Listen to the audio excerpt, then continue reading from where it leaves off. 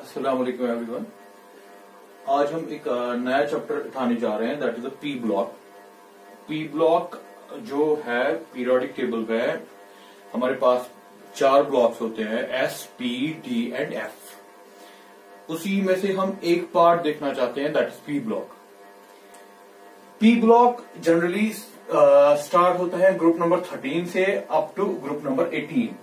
13, 14, 15, 16, 17, 18 तक आपका group P block होता है। इसमें जो आपका स्टार्ट है 12th क्लास के लिए, that is from group number 15। तो हमें स्टार्ट करने कहां से? ग्रुप 15 से। जो उससे पहले है वो आपके 11th क्लास में होते हैं। So starting from here we are just taking the group 15। तो हम स्टार्ट करेंगे सीधे पी ब्लॉक कहां से? ग्रुप 15 से। तो देख लीजिए ग्रुप 15 फैमिली। जो ग्रुप 15 है इसमें हमारे पास कौन कौन से एलिमेंट हैं? हमारे पास इसमें नाइट्रोजन है, second element phosphorus,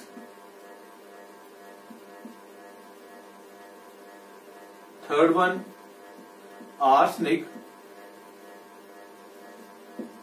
fourth one antimony,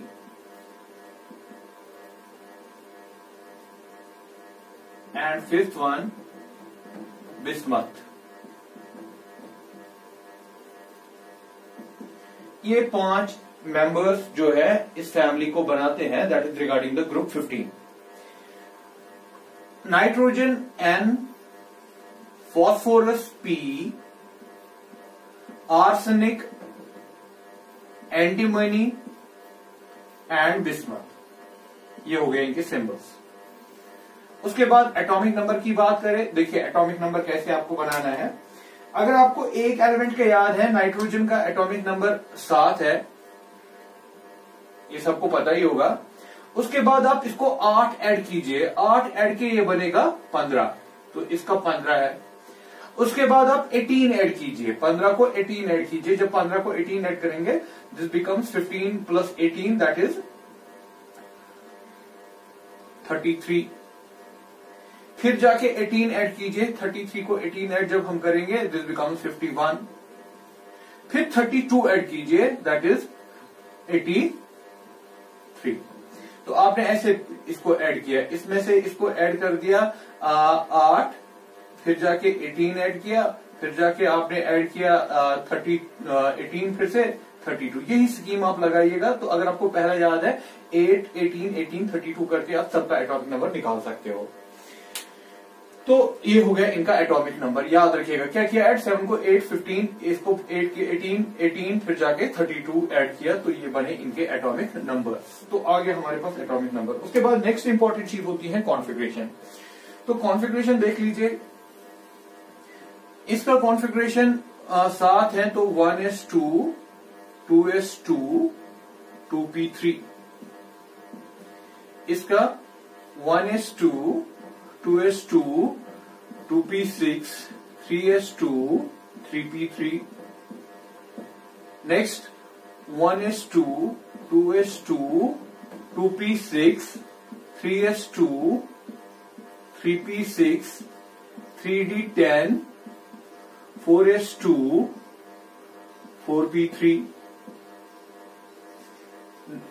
Next is antimony, 1s2, 2s2, 51 आपको ऐड करने हैं इसमें, 2p6, 3s2, 3p6, 3d10, 4s2, 4p6, 4d10, 5s2, 5p6। इसके बाद बिस्मथ का जो लास्ट में हमारे पास 1s2, 2s2, 2p6, 3s2, 3p6, 3d10, 83 करने हैं इसमें add, 4s2, 4p6, 4d10, extra इसमें चीज 4f14, 5s2, 5p6, 5d10, 6s2, 6 या यहां पर कर दे 6s2, 6p3। तो ये हो गई इनकी कॉन्फ़िगरेशन, जितने भी इनके एटॉमिक नंबर, ये था एटॉमिक नंबर होता है इलेक्ट्रॉन कितने हैं, तो वो हमने ऐड कर दिए इनमें।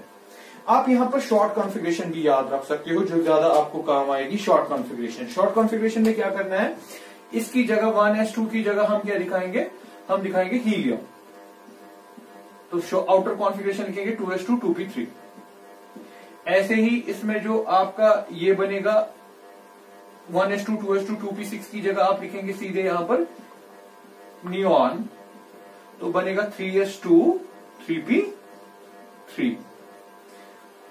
अगर इसकी बात करें, यहां पर आपके पास 1s2 2s2 2p6 3s2 3p6 3d10 को छोड़ दीजिए, दैट मीन ये इतना, ये बनेगा ऑर्गन का। ये जो मैंने अंडरलाइन किया ना, ये बना किसकी कॉन्फ़िगरेशन, ऑर्गन। तो शॉर्ट में आप लिख सकते हो AR, ये जो अंडरलाइन पोर्शन हो गया आर्गन, तो बाकी बचा 3d10 4s2 4p3। ठीक है, तो अगर यहां पर देखेंगे आप, ये सारा लीजिएगा यहां तक 4p6 तक, ये जो बचा क्रिप्टॉन 4d10 5s2 5p6। और ऐसे ही आप यहां पर ले सकते हो ये सारी चीजें, सिर्फ ये 4f को छोड़ के, ये जो मैं अंडरलाइन पोर्शन कर रहा हूं, इसकी जगह आप लिख सकते हो जिनॉन 4f14,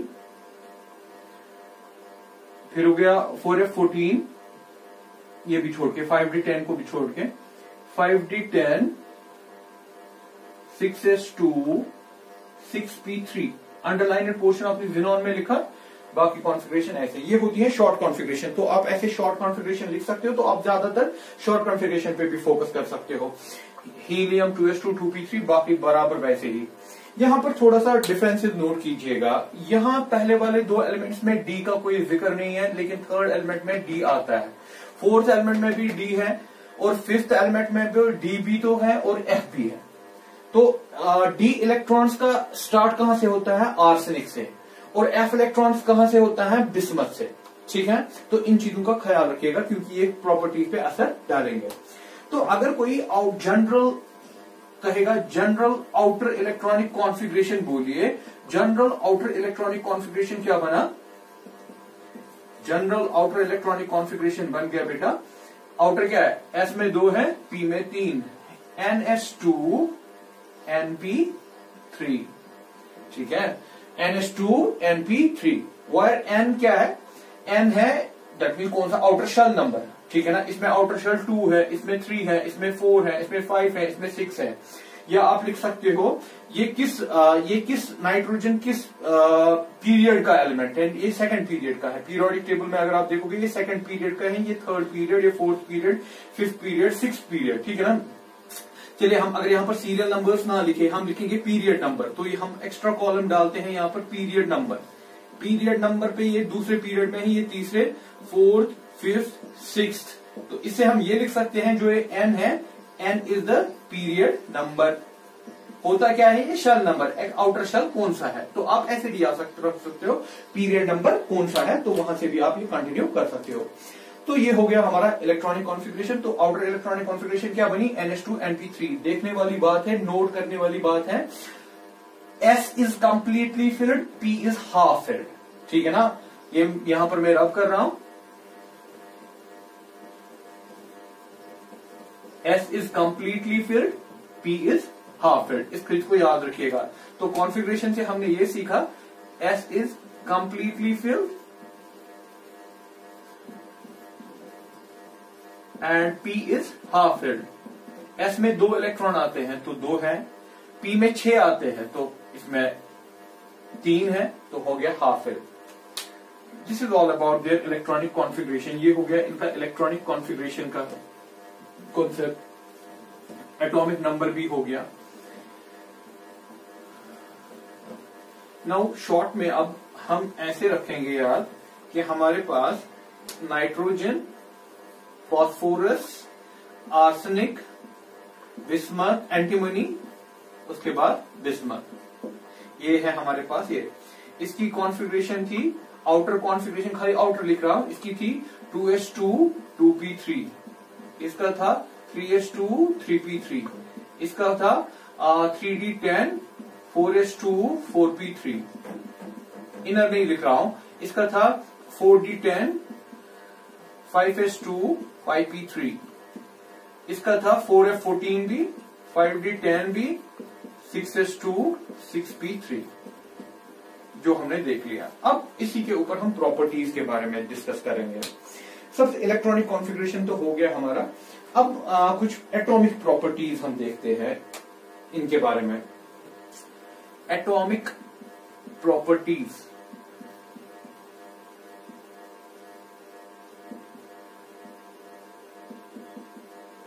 पहली एटॉमिक प्रॉपर्टी मैं बता रहा हूं साइज के बारे में। एटॉमिक और आयनिक साइज, एटॉमिक और आयनिक साइज। अगर एटॉमिक और आयनिक साइज की बात करें, मैं जनरली आपकी टेक्स्ट बुक को यूज करूंगा। सीधे हम टेक्स्ट बुक पे देखेंगे कि साइज का इसका कहना क्या है। ये कह रहा है कि आपके पास जो नाइट्रोजन है, फॉस्फोरस, आर्सेनिक, उसके बाद बिस्मथ, उसके बाद एंटीमनी, बिस्मथ, इसका रेडिये है, आपकी टेक्स्ट बुक लिख रही है, इसका रेडिये है, कोवलेंट रेडिये 70 पिकोमीटर। फॉस्फोरस का है 110, 121, 141, 148। This is covalent radii, covalent radius. और दूसरी बात ये कह रहा है कि आयनिक रेडिये, आयनिक रेडिये दे रहा है इसका 171,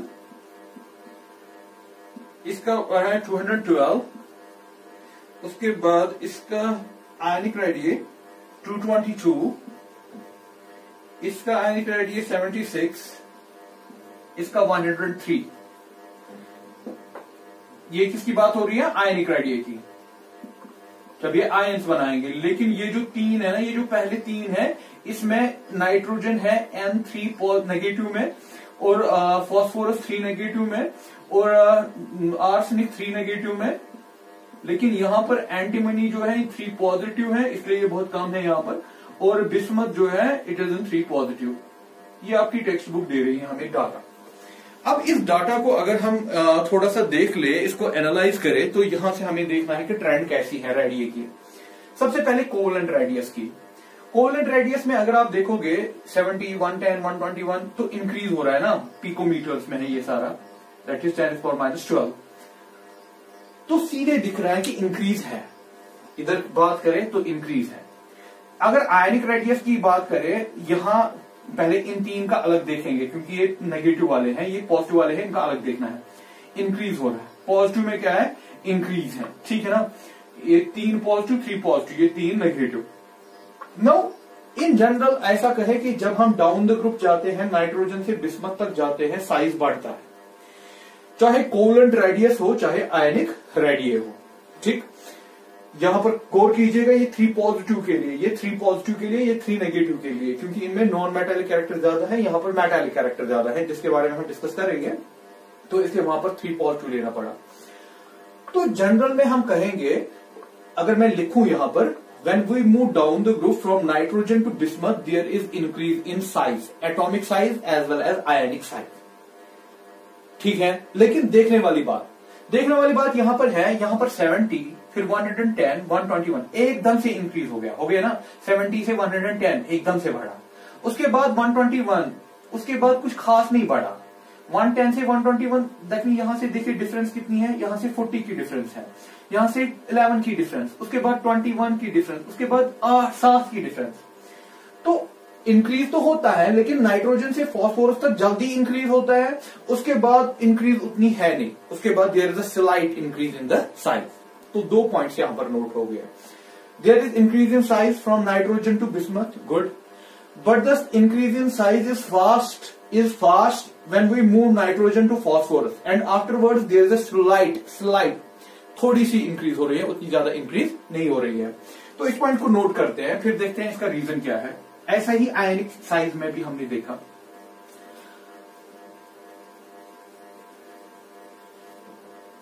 देख लीजिए, when we move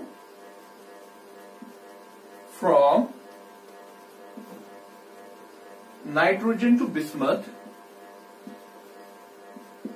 there is increase in size. Size increase होगी, ये पहला पॉइंट। ऑब्वियसली साइज इंक्रीज होगा क्योंकि आप कॉन्फ़िगरेशन में देखिए कंटिन्यूअसली आपका जो शेल नंबर है वो ऐड होता जा रहा है, तो साइज को तो बढ़ना ही है। और आप ऐसे भी कह सकते हो इफेक्टिव न्यूक्लियर चार्ज, जो हम कंटिन्यूअसली लास्ट लेक्चर्स में डिस्कस करते आए, पिछले चैप्टर्स में डिस्कस करते आए, जब हम डाउन द ग्रुप जाते हैं ना तो इफेक्टिव न्यूक्लियर चार्ज कम होता है।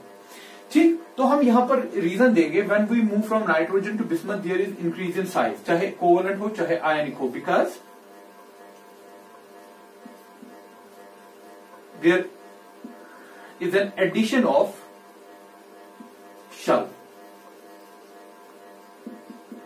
जितना हम नीचे जाते हैं तो शेल नंबर बढ़ता है। यहां पर यह भी याद रखिएगा, down the group effective nuclear charge decreases. Effective nuclear charge decreases. Effective nuclear charge क्या होता है? Z effective, जो पीछे दिखाया है मैंने, Z minus S.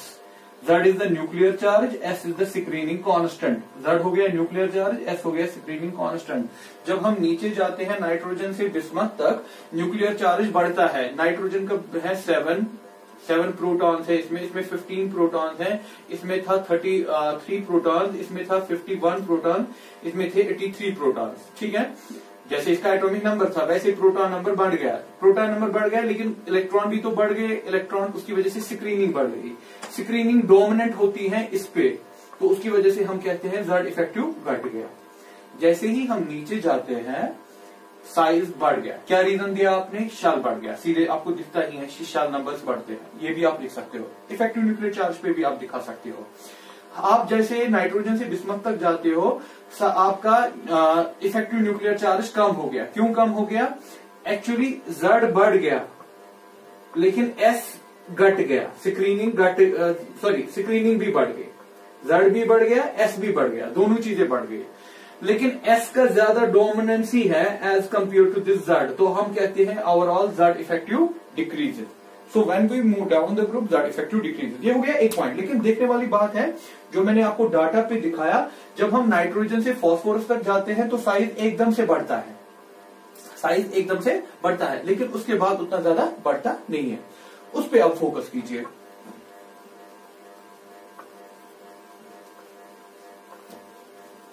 Effective nuclear charge क्या होता है? Net attraction. Net attraction by which nucleus can held it's outer most electron. Net attraction, देखिए पहले मैं आपको इफेक्टिव ही बताऊं। Z इफेक्टिव क्या होता है? Net attraction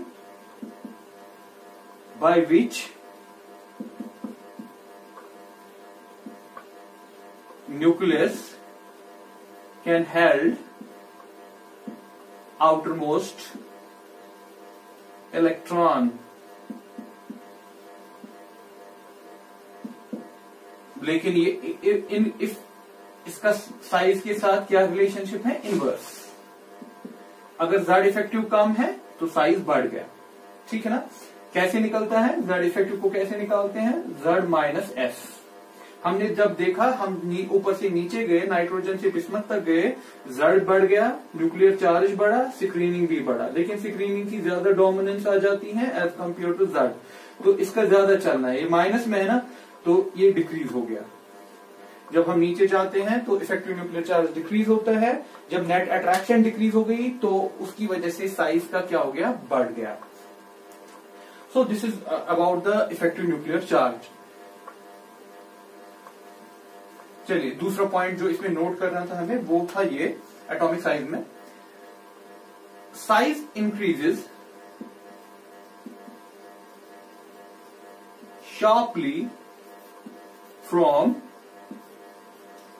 nitrogen to phosphorus. Afterwards, उसके बाद there is slight increase. Size बढ़ता है, slight increase from arsenic to bismuth. ये है हमारा पॉइंट दूसरा। सेकंड पॉइंट इसमें हम ये नोट कर रहे हैं, साइज बढ़ गया शार्पली, नाइट्रोजन से फास्फोरस तक आप जब गए साइज जल्दी से बढ़ा, लेकिन उसके बाद उतना नहीं बढ़ा, उसके बाद स्लोली बढ़ गया। ये क्यों हुआ, इसके बाद क्या प्रॉब्लम है? देखिए ये सीधे दिखता है यहाँ पर, नाइट्रोजन से हम जाएंगे 2s2 2p3 3s2 3p3, यहां पर एड स्टार्ट हो गया DB, यहां पर D नहीं था और आगे जाके DB है और लास्ट वाले में तो FB आ गया। ये प्रॉब्लम होती है because of the presence of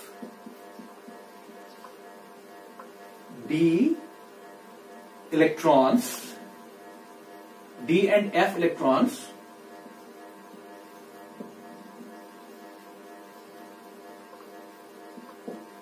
because of the presence of D and F electrons। ये क्यों हो जाता है ऐसा?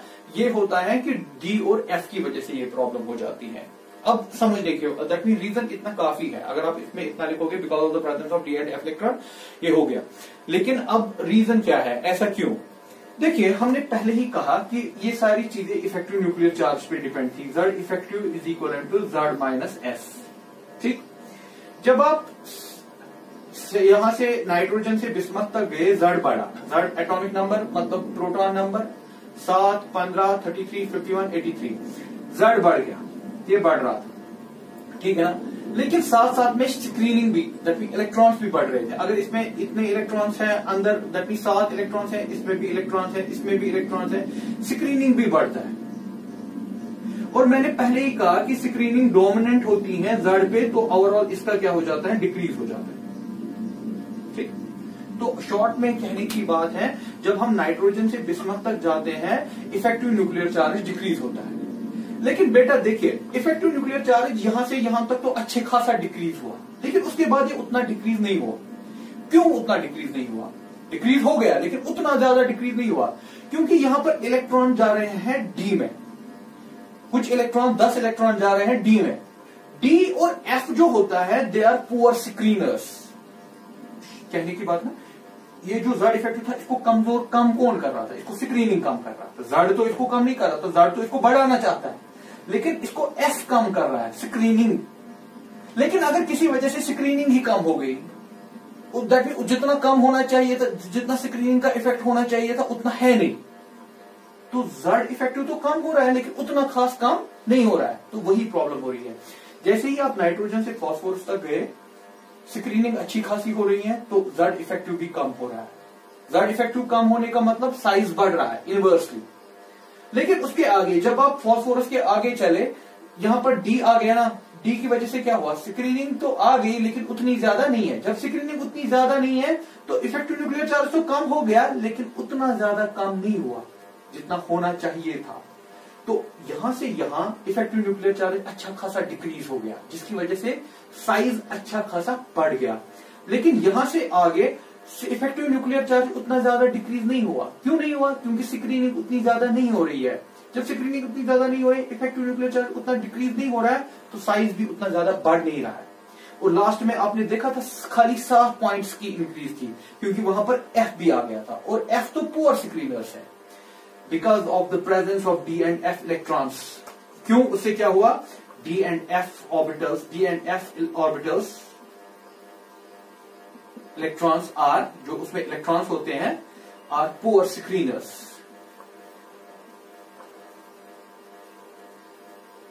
वो क्या है, पुअर स्क्रीनर्स। जब वो पुअर स्क्रीनर्स हैं, so effective nuclear charge does not, देखिए यहां पर आप इसको नोट भी कर सकते हो, इसके बाद इतना आप लिखो एग्जाम में काफी, लेकिन उसके बाद याद रखने के लिए D and F orbital electrons are poor screeners. उससे क्या हुआ, due to which effective nuclear charge decreases but slightly. उसके बाद इफेक्टिव न्यूक्लियर चार्ज डिक्रीज हुआ लेकिन उतना ज्यादा नहीं, स्लाइटली डिक्रीज हो गया। उससे क्या हुआ, आयनिक size, atomic size increases slightly. ठीक है, तो ये ओवरऑल एक्सप्लेनेशन हो गई कि एटॉमिक और आयनिक साइज का क्या है। हाँ, आयनिक साइज में आपने देखा था नेगेटिव वालों का, नेगेटिव वाले ज्यादा बड़े होते हैं, एनाइन जो होता है वो बड़ा होता है कैटाइन से, इसलिए जो पहले 3 मैंने दिखाए थे ना नंबर, एनाइंस का साइज बड़ा होता है कैटाइन से, वो तो पता ही है, क्योंकि कैटाइन में इलेक्ट्रॉन ही कम होते हैं, एनाइन में ज्यादा होते हैं, तो एनाइन बड़ा होता है, कैटाइन छोटा होता है, that we part already know. This is all about the atomic and ionic size.